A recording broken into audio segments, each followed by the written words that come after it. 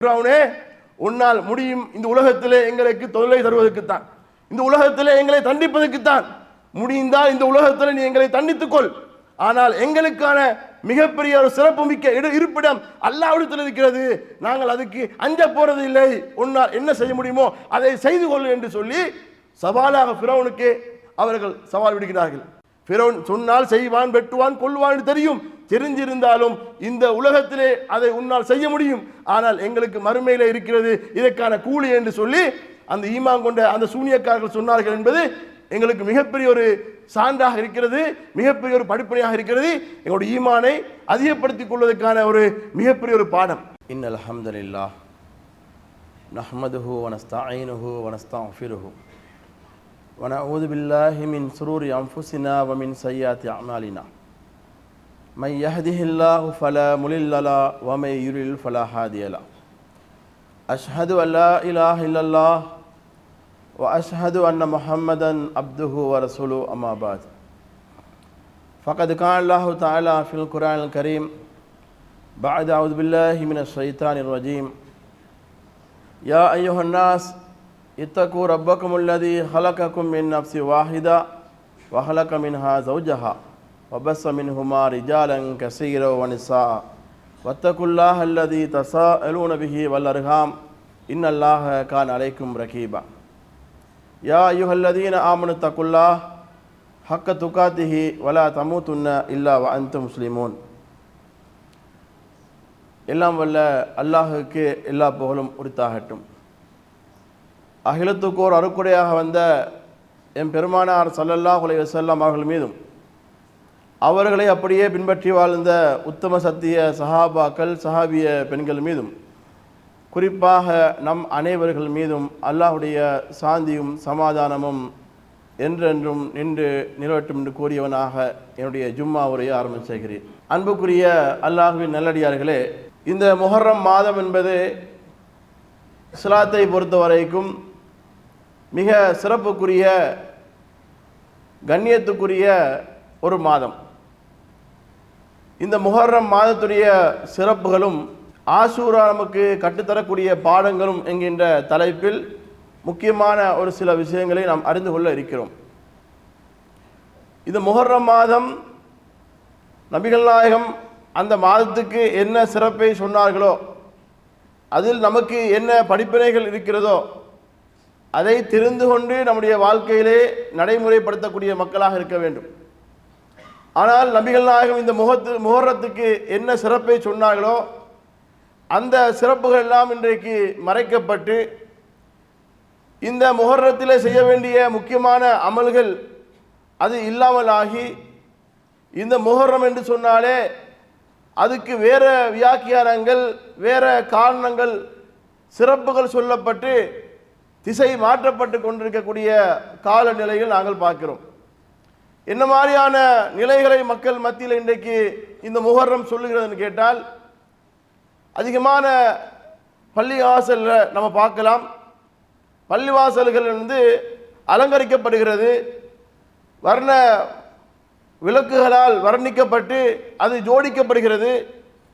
இன்னும் சொல்லப்போனால் உசைன் ரலியல்லாஹு அவர்கள் இந்த முஹர்ரம் மாதத்திலே 10வது பிறையிலே ஆஷுரா தினத்திலே கொல்லப்பட்டார்கள் என்பதற்காக வேண்டி முஹர்ரம் என்று சொன்னாலே அது உசைன் ரலியல்லாஹு கொல்லப்பட்ட ஆஷுரா நாள் தான் என்று அந்த நாளுக்காக வேண்டி நினைவுகள் கூறப்பட்டு பள்ளிவாசல்களில் கத்தம் குர்ஆன் தமாம் செய்யப்பட்டு கந்தூரிகள் நிகழக்கூடிய நிகழ்ச்சிகளை நாங்கள் பார்க்கிறோம்.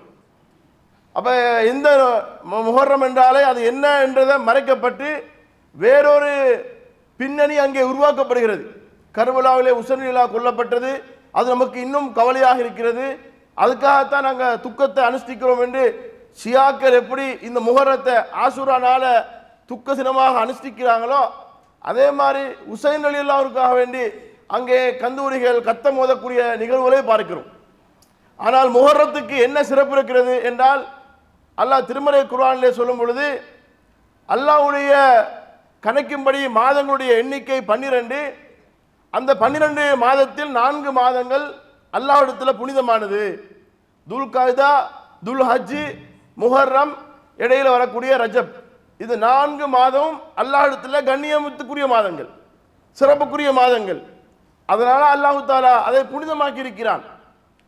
அதோடு சேர்த்து ரசூல்லா இந்த மாதத்தை பற்றி சொல்லும் பொழுது ஷஹ்ருல்லா, அல்லாஹ்வுடைய மாதம் என்று இந்த மாதத்துக்கு தனியாக மற்ற மாதங்களுக்கு சொல்லாத ஒரு வர்ணனையை, சிறப்பை, பெயரை இந்த மாதத்துக்கு அல்லாஹ்வுடைய மாதம் என்று சிலாகித்து சொல்லக்கூடிய செய்தியும் பார்க்கிறோம். அல்லாஹ்வுடைய தூதரிடத்தில் கேட்கப்படுகிறது, நோன்புகள்ல எது சிறப்புக்குரியது, எந்த நோன்பு சிறப்புக்குரியது என்று சொல்லும் பொழுது அஃலலு சியாமி பஅத ரமலான் ஷஹ்ருல்லாஹில் முஹர்ரம், ரமலான் மாதத்துக்கு பிறகு நோக்கக்கூடிய நோன்புகள்ல இந்த முஹர்ரம் மாதத்துடைய நோன்பு, அல்லாஹ்வுடைய மாதமான முஹர்ரம் மாதத்துடைய நோன்பு தான் மிக சிறப்புக்குரியது என்று ரசூலுல்லாஹ் சொல்லக்கூடிய செய்தி புகாரி, முஸ்லிம் போன்ற ஹதீஸ்கள்ல பதிவு செய்யப்பட்டிருக்கிறது. அப்ப இந்த மாதத்துக்கு அல்லாஹ்வுடைய தூதர் வச்ச பெயர் என்ன கேட்டா அல்லாஹ்வுடைய மாதம். அப்ப மற்ற மாதங்கள் அல்லாஹ்வுடைய மாதம் இல்லையா, இந்த முஹர்ரம் மட்டும்தான் அல்லாஹ்வுடைய மாதமா என்ற ஒரு சந்தேகம் நமக்கு வரும். மற்ற மாதங்களும் அல்லாஹ்வுடைய மாதங்கள் தான், இந்த 12 மாதங்களும் அல்லாஹ்வுடைய மாதங்கள் தான். ஆனால் இந்த முஹர்ரத்துக்கு என்று அல்லாஹ் தன்னுடைய பெயரை இணைத்து சொல்கிறான்னு சொன்னால் அதுல ஒரு அல்லாஹ்வுடைய சிறப்பு இருக்கிறதுன்னு விளங்க முடியும்.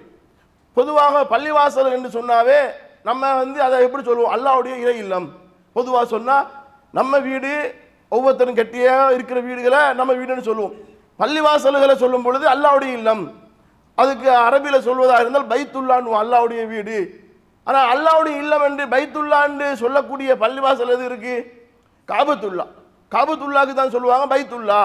வேற எந்த பள்ளிக்காவது இது பைத்துல்லா பைத்துல்லான்னு சொல்லுவோமா? அதுக்கு மஸ்ஜிது என்று அதுக்கு தனியாக சொல்லுவோம், மஸ்ஜிது. ஆனால் பைத்துல்லா என்று சிறப்பித்து சொல்லக்கூடிய ஒரு பள்ளிவாசலாக இருந்தால் அது காபத்துல்லா. அப்ப காபத்துல்லாவுக்கு என்று தனி சிறப்பு இருக்கிறது, கண்ணியம் இருக்கிறது, நிறைய நன்மைகள் இருக்கிறதுனால அது தனியான ஒரு வட்டத்தில் பைத்துல்லான்னு வைக்கப்படுகிறது. அதே மாதிரி மாதங்கள்ல எல்லாம் அல்லாஹ்வுக்குரியதாக இருந்தாலும் இந்த முஹர்ரத்தில் செய்யக்கூடிய அமல்கள் அது சிறப்புக்குரிய என்ற காரணத்தினால இது அல்லாஹ்வுடைய மாதம் என்று சொல்லப்பட்டிருக்கிறது. இந்த முஹர்ரத்துக்கு முக்கியமான சிறப்பு என்ன கேட்டால் இதில் இருக்கக்கூடிய ஆஷூரா 10வது நாள் தான். முஹர்ரம் என்று சொன்னால் அல்லாஹ்வுடைய மாதம் என்று சொன்னாலும் அது சிறப்புக்குரிய நாள் எதுன்னு கேட்டால் முஹர்ரம், ஆஷூரா 10வது நாள். இந்த ஆஷூரா 10வது நாள் எதனால சிறப்பாகுது அப்படின்னு கேட்டா, ரசூலுல்லாஹ் மக்காவில் இருக்கக்கூடிய காலத்திலேயே என்ன செய்யப்படுது, ஜாஹிலியா காலத்தில் குறைஷிகள் இந்த ஆஷூரா தினத்தில் நோம்பு பிடிக்கிற வழக்கம் இருந்துச்சு. அவங்க எந்த நோக்கத்துக்காக பிடிச்சாங்கன்னு கேட்டால் அவங்க பரம்பரையாக அப்படியே நோம்பு பிடிச்சிட்டு வந்தாங்க. ஆனால் அந்த ஆஷூரா தினத்தில் அவங்களுக்குள்ள ஒரு சிறப்பான விஷயம், காபத்துல்லாவுடைய கிஸ்வா, அதாவது காபத்துல்லாவுக்கு போடக்கூடிய துணி மாற்றப்படுது. ஆஷூரா 10வது நாள் தான். அது காலங்காலமாக ஆஷூரா 10வது நாள், அதாவது முஹர்ரம் 10வது நாள் தான் மாற்றப்பட்டு கொண்டே இருந்தது. இடையில ஒரு காலத்தில் ஹஜ்ஜுக்காக வேண்டி மக்கள் வர்றதுனால ஹஜ்ஜுக்காக அந்த ஆடை மாற்றப்பட்டுச்சு. திரும்பவும் அது என்ன செய்யப்படுது, முஹர்ரம் 1வது பிறையில அந்த ஆடை மாற்றப்படுது. ஆஷூரா தினத்தில் மாற்றப்பட்டு வந்த அந்த வழக்கம் இடையில ஹஜ்ஜுடைய காலத்தில் மாற்றப்பட்டு இப்போது முஹர்ரம் 1வது தேதி என்ன செய்யுது, பிறை 1ல் அந்த ஆடை மாற்றப்படுது. அதுக்கு கிஸ்வான்னு சொல்லுவாங்க. ஆஷூரா தினத்தில் குறைஷிகள் நோம்பு பிடிச்ச நோக்கம் பரவலாக எல்லோரும் வளமையாக பிடிச்சதுனால அவங்க பிடிச்சாங்க. அதுக்குள்ள ஸ்பெஷல்னு கேட்டால் அன்னைக்கு காபாவுடைய ஆடை மாற்றப்பட்டுச்சு. அதுக்கு பிறகு ரசூலுல்லாஹ் இதை பார்த்துட்டு சஹாபாக்களுக்கு, மக்காவில் உள்ளவங்களுக்கு சொல்றாங்க, நீங்களும் ஆஷூரா தினத்தில் நோம்பு பிடிங்க என்று ஒரு கட்டளை போடுறாங்க. இது எப்பன்னு கேட்டால் ரமலான் கடமையாவதற்கு முன்பாக, ரமலான் நோம்பு கடமையாக்கு முன்பாக ஆஷூரா தினத்தில் நீங்கள் நோம்பு பிடிங்க என்று சொல்லி சஹாபாக்களுக்கு ரசூலுல்லாஹ் சொல்றாங்க. மக்காவில் நடந்த விஷயம். மக்கால நோம்பு பிடிச்சிட்டு அப்படியே ஹிஜ்ரத் செய்து ரசூலுல்லாஹ் மதீனாவுக்கு வராங்க. மதீனாவுக்கு ஏற்கனவே பிடிச்ச அந்த ஆஷூரா 10வது நோன்பை தான் பிடிச்சிட்டு இருக்கிறாங்க. அப்போ இடையில யாரை பார்க்குறாங்க, யூதர்களை பார்க்குறாங்க. யூதர்களை பார்த்துட்டு அவங்க ஒரு நாள் நோன்பு பிடிக்கிறாங்க. அவங்க நோன்பு பிடிக்கும்போது அவங்கள்ட்ட காரணம் கேட்கப்படுது, மா ஹாதா, இது என்னத்துக்காக இந்த நோன்பு பிடிக்கப்படுறது, ஏன் பிடிக்கிறீங்க? ஹாதா யோமுன் அலீம், இது மகத்துவத்துக்குரிய கண்ணியமிக்க ஒரு நாள் அப்படின்றாங்க. அப்ப என்னப்பா அதுல கண்ணியம் இருக்கு, என்ன சிறப்பு இருக்கு என்று யூதர்கள் இடத்துல கேட்கப்படுது. அவர்கள் சொல்றாங்க, ஹாதா யோமுன் நஜ்ஜல்லாஹு மூசா, அல்லாஹ் தஆலா மூசா அலைஹிஸ்ஸலாத்தை ஃபிரௌனிடத்திலிருந்து காப்பாற்றிய நாளே, அதற்காக மூசா அலைஹிஸ்ஸலாம் இப்போ சாம மூசா சுக்ரன் இல்லா, மூசா அலைஹிஸ்ஸலாம் அல்லாஹ்வுக்கு நன்றி செலுத்தி அவங்க நோன்பு பிடிச்சாங்க, அதனால் நாங்கள் நோன்பு பிடிக்கிறோம் என்று யூதர்கள் சொன்னார்கள். அப்போ உடனே ரசூல்லா அதை பார்த்து அந்த மக்கள்கிட்ட சொன்னாங்க, மூசா அலைஹிஸ்ஸலாம் நோன்பு பிடிச்சதுக்காக நீங்கள் நோன்பு பிடிப்பதாக இருந்தால் உண்மையிலே அஹகுபி மூசா மின்ஹும், அவர்களை விட அந்த யூதர்களை விட மூசாவுக்கு மிக தகுதியானவர்கள் நாங்கள் தான். யூதர்கள் மூசா அலைஹிஸ்ஸலாத்தை பின்பற்றுவதாக சொல்லிக்கொண்டு அவங்க பின்பற்றாமல் என்ன செய்கிறாங்க, சும்மா அவங்க விரும்பினதை செஞ்சுட்டு இருக்கிறாங்க. நாங்கள் மூசாவுடைய பரம்பரையில் நாங்கள் வர்றதுனால நாங்கள் உண்மையிலே மூசா நபி செஞ்சதை செய்வதற்கு நாங்கள் தான் அவர்களை விட மிக தகுதியானவங்க என்று சொல்லிவிட்டு ரசூல்லா நோன்பு பிடித்து விட்டு சஹாபாக்களுக்கும் நோன்பு பிடிக்குமாறு சொல்கிறாங்க, கட்டளையிடுறாங்க. சஹாபாக்களுக்கு நோன்பு பிடிக்க கட்டளையிடுறாங்க. அப்போ ஹிஜ்ரி 2ஆம் வருஷத்தில் ரமலான் நோன்பு கடமையாக்கப்படுது. ஹிஜ்ரி 2ல் கடமையாக்கப்படுது. அப்போ நோன்பு கடமையாக்கப்பட்ட பிறகு இந்த ஆஷுரா நோன்பு அது விரும்பியவங்க பிடிங்க, விரும்பியவங்க விடுங்க என்ற ஒரு சலுகையும் வழங்கப்படுது. அப்போ ஆரம்பத்தில் பிடிக்கணும் என்ற ஒரு கட்டளை மாதிரி கடமை மாதிரி இருந்தது. ரமலான் நோன்பு எப்போ கடமையாக்கப்படுதோ அப்போ இது உபரியாக சுன்னத்தாக மாறுது.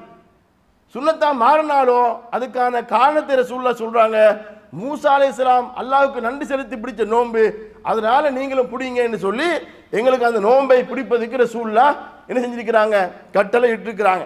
இது கட்டாயம் பிடிச்சி ஆகணும், பிடிக்காதவங்க பாவி குற்றவாளி என்று என்ன செய்ய முடியாது, சொல்ல முடியாது என்றால் இது சுன்னத்தான விஷயம்.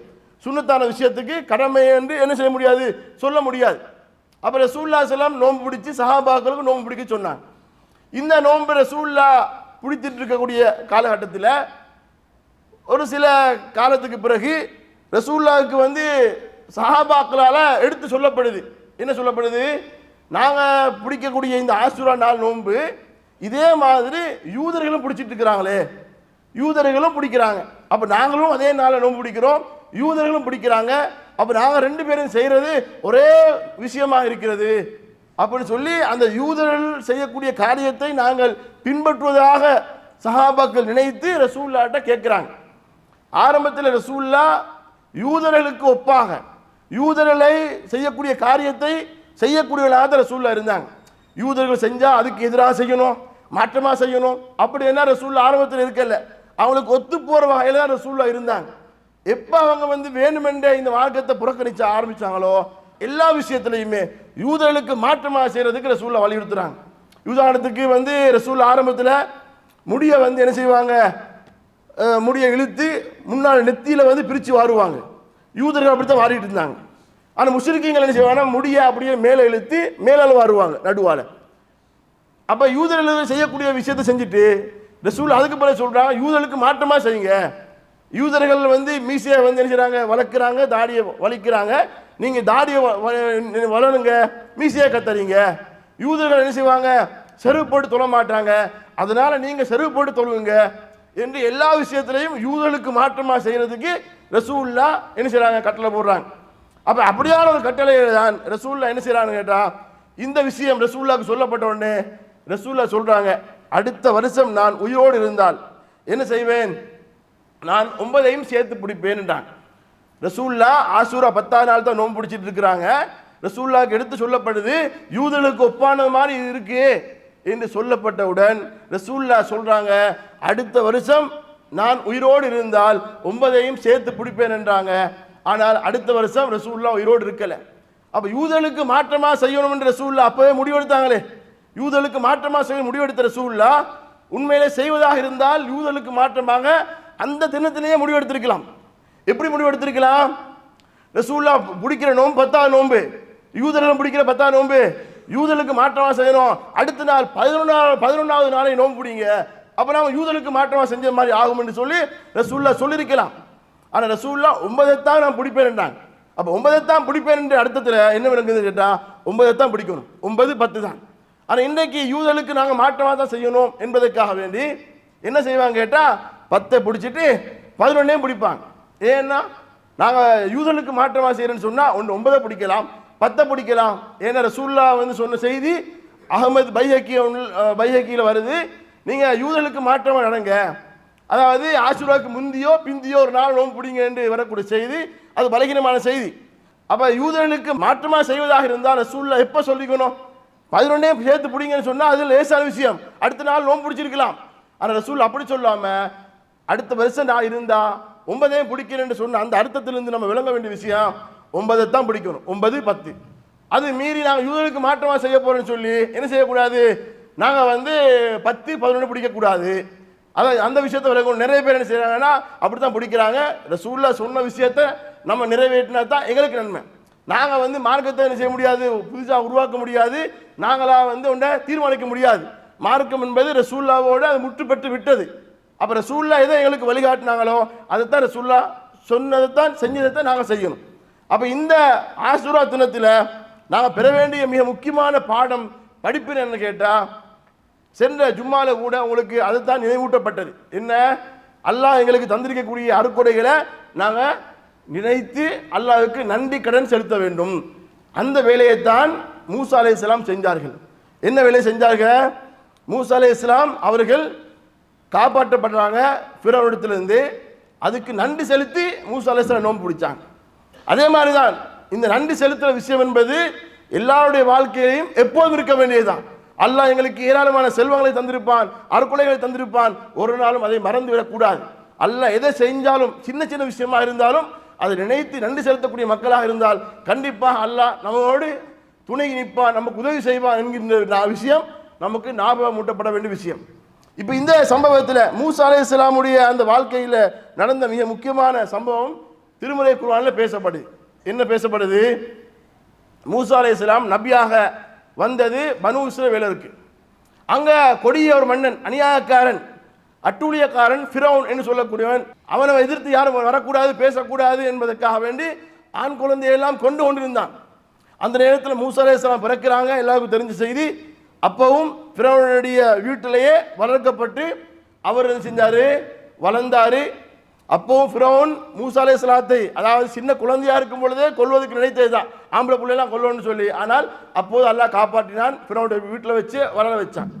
அதே போன்ற இடையில மூசா அலைஹிஸ்ஸலாம் ஃபிரௌனுடைய வீட்டில் வளர்ந்து பெரிய ஒரு ஆளாக வெளியான பிறகு வெளியே போகிற சந்தர்ப்பத்தில் பனு இஸ்ரவேலர்களில் ஒருவர் என்ன செய்கிறாரு, மூசா அலைஹிஸ்ஸலாத்தை உதவி கூப்பிட்றாங்க. மூசாவே இவன் அடிக்கிறான், கொஞ்சம் காப்பாற்றுங்கன்னு கூப்பிட்றாங்க. மூசாலாம் போய் அவனை காப்பாற்றுறது போகும்பொழுது ஒரு அடிக்கிறாங்க, அந்த எதிரி செத்துடுறான். செத்த உடனே எல்லோரும் பேசிக்கொள்றாங்க, மூசா கொலை செஞ்சிட்டாரு. அப்புறம் மூசா அலைஹிஸ்ஸலாம் ஒளிஞ்சு போய் இருந்தாங்க. அடுத்த நாளும் திரும்பவும் என்ன செய்யறான், அந்த மனிதன் திரும்பவும் சண்டை பிடிச்சிட்டு மூசா அலைஹிஸ்ஸலாத்தை ஹெல்ப் கூப்பிட்றான். அப்போ மூசா சொன்னாரு, நீ ஒரு அநியாயக்காரன், என்ன வம்புல மாட்ட போறாய் என்று சொல்லி கோபத்தில் முன்னுக்கு வரும் பொழுது அவன் ஓடி போயிட்டு சொன்னான், மூசா என்னையும் கொல்ல வராரு என்று சொல்லி ஒரு ஃபித்னா கிளப்பி விட்டான். உடனே அந்த பனு இஸ்ரவேல்ல ஒரு மனிதர் சொன்னாரு, ஃபிரௌனுடைய ஆட்கள் உங்களை கொல்லை செய்வதற்காக வேண்டி திட்டம் போட்டு தேடிட்டு இருக்கிறாங்க, இங்க நிக்காதீங்கன்னு சொல்லி அவர்கிட்ட சொல்லவும் மதீனா என்று சொல்லக்கூடிய நகரத்துக்கு அவர் போறார். அப்ப ஃபிரௌனிடத்திலிருந்து அங்கேயும் காப்பாற்றப்பட்டார். அதே மாதிரி கடைசியாக ஃபிரௌனிடத்திலிருந்து காப்பாற்றப்பட்ட சம்பவம் தான் இந்த ஆஷூரா தினத்தில் முக்கியமான விஷயமா பேசப்படுது. என்ன விஷயம் பேசப்படுது? அல்லாஹ் தஆலா மூசா அலைஹிஸ்ஸலாத்தை நபியாக அனுப்பிய பிறகு ஃபிரௌன் இடத்துல போய் மூசா அலைஹிஸ்ஸலாம் சொல்றாரு, யா ஃபிரௌன் இன்னி ரசூலும் மின் ரப்பில் ஆலமீன். ஃபிரௌனே, நான் அல்லாஹ்வுடைய தூதனாக வந்திருக்கிறேன், நான் ரசூலாக வந்திருக்கிறேன், அதனால நான் சொல்றதை நீங்க ஏற்றுக்கொள்ளுங்கன்னு சொல்லி ஃபிரௌன்ட்ட சொல்றாங்க.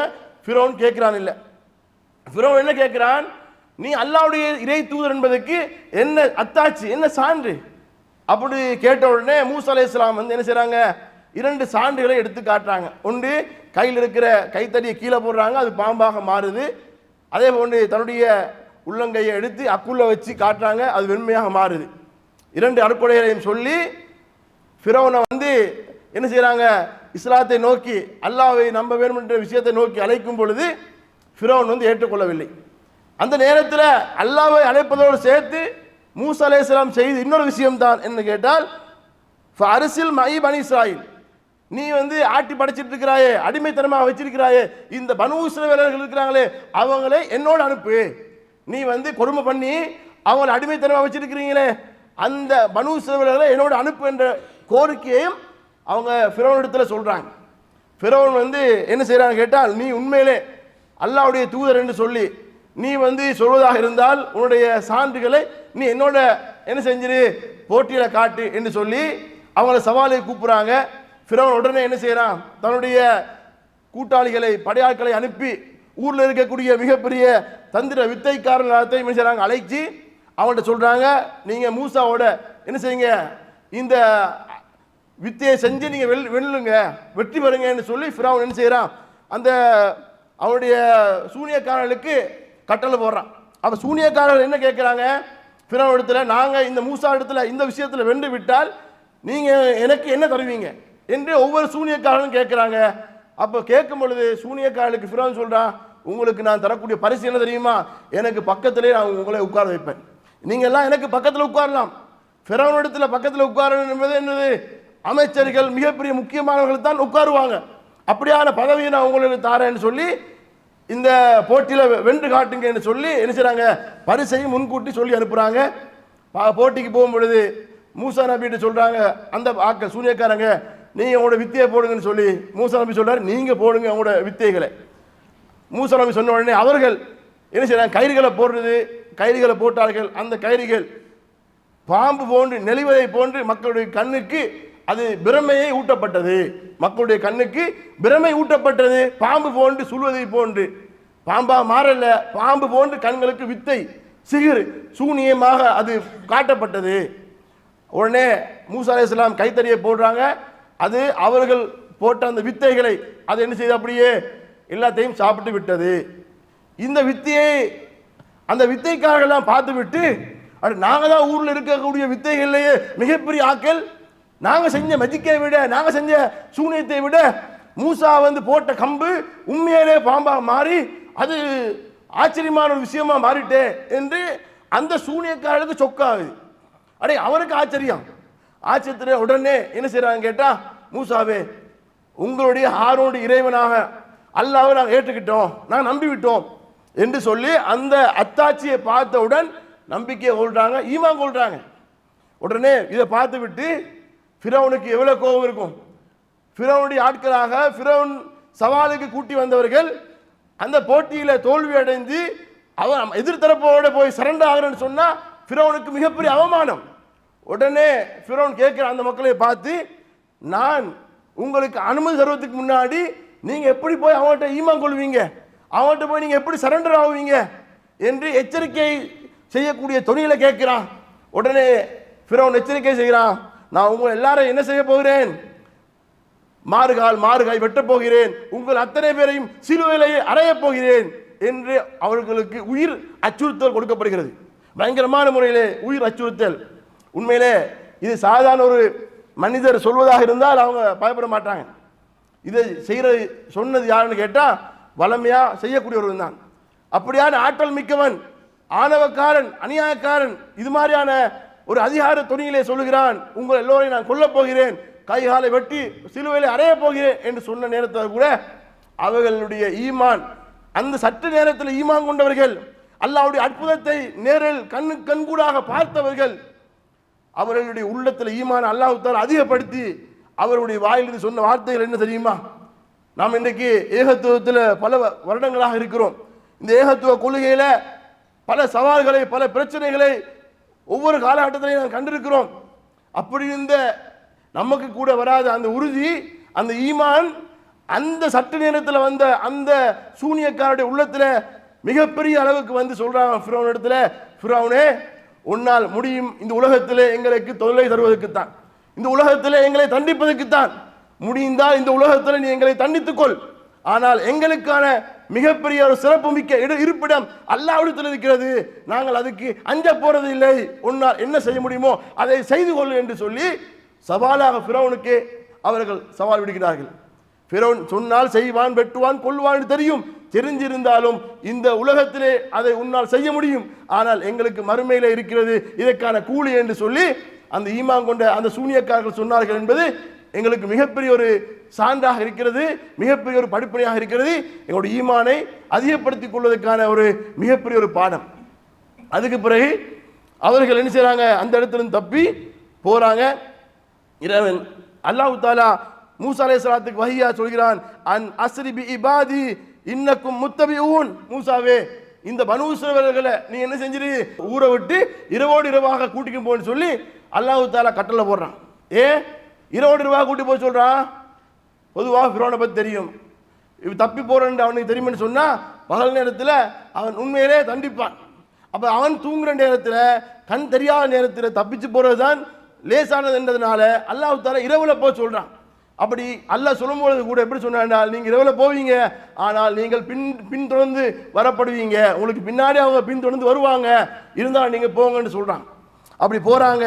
போகிற நேரத்தில் ஒரு கட்டத்திலே ஃபிரௌன் கேள்விப்பட்டு துரத்தி வருகிறான். துரத்தி வரக்கூடிய நேரத்திலே நேருக்கு நேராக அவர்கள் எதிர்கொள்ளப்படுகிறார்கள். ஃபிரௌனுடைய படையை முன்னுக்கு முன்னால் பார்க்குறாங்க.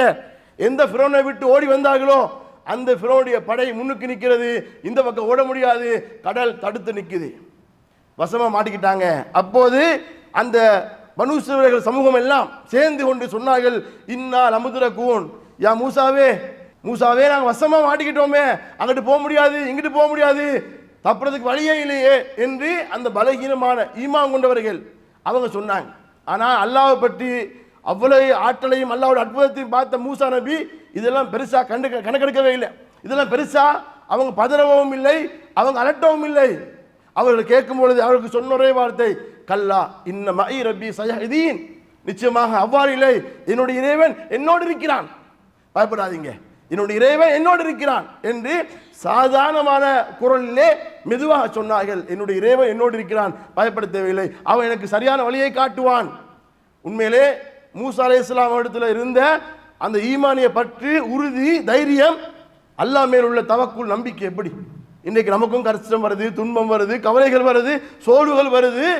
நம்ம இருந்தாலும் நம்ம என்ன சொல்லுவோம், இருந்தாலும் நம்ம இந்த அளவுக்கு சோதிக்கப்படக்கூடாதுப்பா, நம்ம எவ்வளோ காலம் அல்லாஹ்வுக்காக என்னுடைய வாழ்க்கையை அர்ப்பணிச்சிருக்கிறோம், அல்லாஹ்வுக்காக செஞ்சிருக்கிறோம். ஆனால் இது இருந்தாலும் அல்லாஹ் எங்களுக்கு இப்படியான ஒரு சோதனையை தராமல் இருந்திருக்கலாமே, சோதனை வந்தால் கூட அல்லாஹ் தராமல் இருந்திருக்கலாமே அப்படின்னு சொல்லக்கூடிய அளவுக்கு தான் என்னுடைய ஈமான் இருக்கிறது. ஆனால் மூசா அலைஹிஸ்ஸலாம் அவர்கள் என்ன சொன்னார்கள், என்னுடைய இறைவன் என்னோடு இருக்கிறான் என்று அந்த சொன்ன வார்த்தை எங்களுக்கு மிகப்பெரிய வெற்றி. நபிமார்கள் இப்படித்தான், எல்லா நபிமார்களும் கவலைகளையும் கஷ்டத்திலையும் துன்பத்திலையும் சொன்ன வார்த்தையைத்தான் மூசா நபியும் சொன்னார்கள். இதுதான் நமக்கு மிகப்பெரிய பாடம். அந்த நேரத்தில் அல்லாஹ் தஆலா மூசா நபிக்கு கட்டளை போடுறான், மூசாவே உன்னுடைய கைத்தடியால் கடல்ல அடிப்பீராக. கடல்ல அடிக்கப்படுகிறது, அது இரண்டாக பிளக்கிறது. அப்போது அந்த வழியாக தப்பி போறாங்க. இதை பார்த்துட்டு ஃபிரௌனும் ஃபிரௌனுடைய கூட்டத்தாரும் நாங்களும் அவங்கள விரட்டி போவோம்னு சொல்லி அங்கே விரட்டி போகப்படுது. போகிற நேரத்தில் மூசாவுடைய கூட்டத்தாரும் கடலை தாண்டி போகிறாங்க. இவர்கள் ஃபிரௌனும் ஃபிரௌனுடைய கூட்டத்தாரும் கடல் நடுவில் இருக்கும் பொழுது அப்படியே அவர்கள் மூழ்கடிக்கப்படுறாங்க.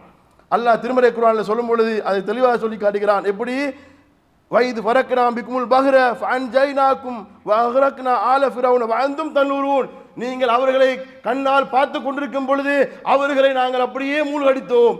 நீங்க அந்த அத்தாட்சியை, அந்த அதிசயத்தை நீங்க கண்ணால் கண்டீங்க, உங்களுக்கு கடல் ரெண்டாக பிளக்கப்பட்டுச்சு, அவங்க தப்பி வரும் பொழுது அவங்க அப்படியே மூழ்கடிக்கப்பட்டது நீங்க உங்களோட கண்ணால பார்த்தீங்க என்று மூசா நபிக்கு அல்லாஹ் தஆலா சொல்லி காட்டுகிறான். இப்போ இந்த சம்பவத்தில் ஃபிரௌன் மூழ்கடிக்கப்படுறானே, ஃபிரௌன் மூழ்கடிக்கப்படக்கூடிய நேரத்தில் ஃபிரௌன் இடத்துல என்ன செய்யுது, அல்லாஹ்வை பற்றி அங்கே பயம் வருகிறது. என்ன பயம் வருது, அல்லாஹ்வுக்கு அல்லாஹ் பற்றிய பயமும் இல்லாமல் அல்லாஹ் பற்றி நம்பிக்கையும் இல்லாமல் இருந்த ஃபிரௌன், அன ரப்புக்கும் அலா, நான் தான் இறைவன் என்று சொல்லிக் கொண்டிருந்த அந்த ஃபிரௌன் என்ன செஞ்சான், உயிர் பயம் வந்துச்சு. நான் சாக போறேன், நான் மௌத்தா போறேன் என்ற ஒரு பயம் வந்துருச்சு. கடல் என்ன செய்யுது, மூழ்கடிக்கப்படுது. அங்கே அவன் மூழ்கி கடைசி நேரத்தை அடையக்கூடிய நேரத்திலே அப்போது அவன் கேட்கிறான், எப்படி, ஆமன்து அன்னஹு லா இலாஹ இல்லல்லதி ஆமனத் பிஹி பனூ இஸ்ராயீல், பனூ இஸ்ரவேலர்கள் எந்த இறைவனை நம்பினார்களோ அப்படிப்பட்ட அல்லாஹ்வை நான் நம்பிக்கை கொண்டு விட்டேன். வ அன மினல் முஸ்லிமீன், நான் முஸ்லீம் ஆயிட்டேன், ஈமான் பனூ இஸ்ரவேலர்கள் ஈமான் கொண்ட அந்த அல்லாஹ்வை நான் நம்பி விட்டேன் என்று சொல்லி, நான் தான் இறைவன் என்று சொன்ன அந்த வாயினால், அந்த நாவினால் இறைவன் பேச வைத்தான். அங்கே ஃபிரௌன் அப்படியே மூழ்கடிக்கப்பட்டான். ஏன், அல்லாஹ் தஆலா அதை மன்னிப்பவனாக இல்லை, அவன் செய்த அட்டூழியத்தை. அப்போது அல்லாஹ் தஆலா அவனை பார்த்து சொன்ன வார்த்தை என்ன தெரியுமா, ஃபல் யௌம நுனஜ்ஜீக பிபதனிக லிதகூன லிமன் ஹல்ஃபக ஆயா, உன்னை உடலோடு உன்னை காப்பாற்றுகிறோம், உனக்கு பின்னாடி வரக்கூடியவர்களுக்கு அத்தாட்சியாக. காப்பாற்றும் என்றால் கடல்ல மூழ்கடிக்கப்பட்டான். மூழ்கடிக்கப்பட்ட பிறகு பொடி அப்படியே கடல்ல வேறு திசைக்கு அங்கே செல்லாமல் மக்களுடைய பார்வைக்கு அந்த ஃபிரௌனுடைய பொடி கண் பார்வைக்கு வர வேண்டும் என்பதற்காக வேண்டி அல்லாஹ் தஆலா அந்த பொடியை காப்பாற்றி கரைக்கு ஒதுக்கினான். அதை அல்லாஹ் சொல்லும் பொழுது உடலோடு உன்னை காப்பாற்றினோம். உடலோடு காப்பாற்றினா அவன் சாகிற அந்த கட்டம், சக்கராத்தோடு இருக்கக்கூடிய அந்த நிலையிலே அவன் கரையை ஒதுக்கப்பட்டான்.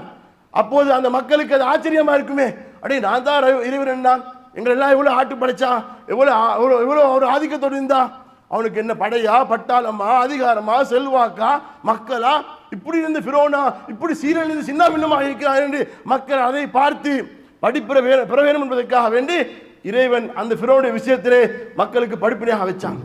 அப்போ நாங்கள் விளங்க வேண்டிய விஷயம், இது ஃபிரௌனுடைய விஷயத்திலிருந்து பொருளாதாரமோ செல்வமோ அதிகாரமோ படைபலமோ மனுஷனை உலகத்தில் காப்பாற்றாது. அது அல்லாஹ்வுடைய நம்பிக்கைக்கு நிகராக எதுவும் இருக்காது. அல்லாஹ்வுடைய நம்பிக்கை ஈமான் தான். இந்த உலகத்தில் அவன் வெற்றி பெற வேண்டும் என்றால் அதுதான் மிகப்பெரிய ஒரு ஆயுதம்.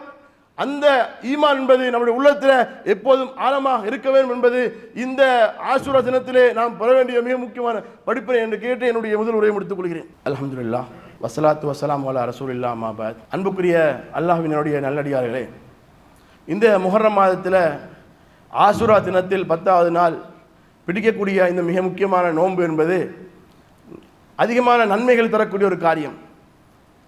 அல்லாஹ்வுடைய தூதர் சொல்லும் பொழுது இந்த நோன்பை பற்றி சொல்றாங்க, ஒரு வருடத்திலேயே முந்திய பாவம் மன்னிக்கப்படும்.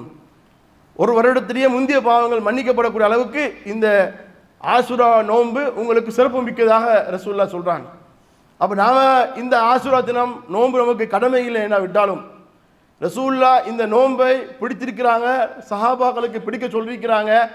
அதனுடைய மகத்துவம் சிறப்பு மூசா அலைஹிஸ்ஸலாத்தை கண்ணியப்படுத்தக்கூடிய விதத்தில் அது இருந்தாலும், அது மூசா அலைஹிஸ்ஸலாத்துடைய ஒரு செயல்பாடாக இருந்தாலும் நாமளும் அதை செய்ய வேண்டும். நாம் அதை செய்வதனால் நமக்கு நன்மைகள் கிடைக்கும் என்று ரசூலுல்லாஹ் சொல்றாங்க. நமக்கு கிடைக்கக்கூடிய நன்மை என்பது நாம் இந்த ஆஷூரா தினத்தில் 9வது நாளையும் 10வது நாளையும் நாங்கள் நோன்பு பிடிச்சோம்னு சொன்னால் அதுக்காக இறைவன் நம்முடைய ஒரு வருடத்திலேயே முந்திய பாவத்தை மன்னிக்கிறான். 2 நோன்பு பிடிக்கிறீங்க, ஒரு வருடத்திலேயே முந்திய பாவம் மன்னிக்கப்படுது. இதுக்கு முன்னாடி துல்ஹஜ் மாதத்தில் அரஃபாவுடைய நோன்பு பிடிச்சோம், அது 2 வருடத்திலேயே பாவம் முந்திய பிந்திய வருடத்திலேயே பாவம் மன்னிக்கப்பட்டுச்சு. அதே மாதிரி இப்படி ஒரு சந்தர்ப்பத்தை அல்லாஹ் தந்திருக்கிறான். அந்த சந்தர்ப்பத்தை பயன்படுத்தி அந்த நன்மையை அடையக்கூடிய மக்கள் அல்லாஹ் தஆலா நம் அனைவரையும் ஆக்கில் புரிவானாக. வாஹிரு தாவானா அல்ஹம்துலில்லாஹி ரப்பில் ஆலமீன். அஸ்ஸலாமு அலைக்கும்.